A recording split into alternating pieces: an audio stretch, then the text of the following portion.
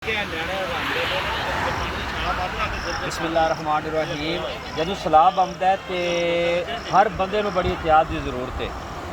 यह मेरी वीडियो आखिर तक देखो कि यह पानी कितनी तेज़ी के नाल वगदा पिया रोड के उत्तों।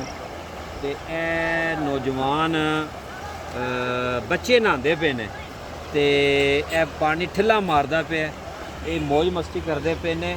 एहतियात बड़ी ज़रूरी है। तुसी देखो कि पानी इत्थों गुजर के ते अगे जा रहा है, कितने एरिया ने कवर किए है तो कितनियां तेज़ लहरां ने। साढ़े कैमरामैन तुहानूं वहावन दे इस साइड तो आ रहे हैं कि एक पूरा एक ना पिंबर का एक माहौल बने है। और जिस तेज़ी के नाल जिस तरह ये ठिल्लां ने और गुजरदा पे ये बच्चे नहाते पे ने, नुकसान भी हो सकता है। तो मैं जदों भी इंज दा कोई खतरनाक जिहा माहौल वेखना, खासकर सैलाब के दिनों बारिशों के दिनों तो पानी ते अग कोलों बचना चाहिए। इहदे नाल खेडना नहीं चाहिए, मौज मस्ती नहीं करनी चाहिए। जितनी एहतियात करोगे इन्ना फ़ायदा होगा।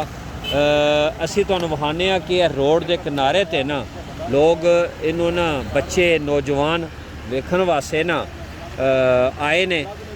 चलो दूरों खड़े होके वेखो, मैं भी तुहानूं विखाना।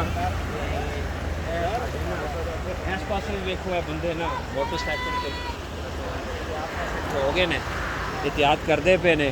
तो आओ तुहानूं असीं थोड़ा जिहा अगे होके विखाने कि ये पानी इत्थों गुजर रहा है, रोड तो गुजर नाल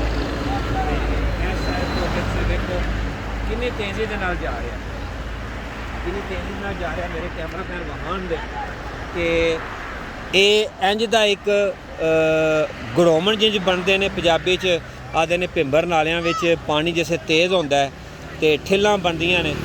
ते जिन्हां ने अपनी जिंदगी के अंदर पहले वक्तां विच अगर भिंबर नाले नूं चढ़दियां वेख्या, इन्ना सैलाब आया वेख्या, वो मेरी गल नूं ज़्यादा समझते पे ने। तो मैं एक बार फिर आखांगा, मैं फिर स्क्रीन पर विखावांगा कि ये बच्चे खेडते पे ने, मौज मस्ती करते पे ने। इन्हां नूं भी ते किसी नूं भी तुसी राहगीर होवो, मुसाफिर होवो, तुहाडे कोल मोटरसाइकिल है, तुहाडे कोल गड्डी है, ट्रांसपोर्ट है, कदे भी इत्थों लंघाउण दी कोशिश ना करो। ये साडी वीडियो जिहड़ी है ना सदका जारिया समझ के इनू ज़रा शेयर करो ताकि लोग एहतियात करन ते किसी नुकसान तो बच सकन।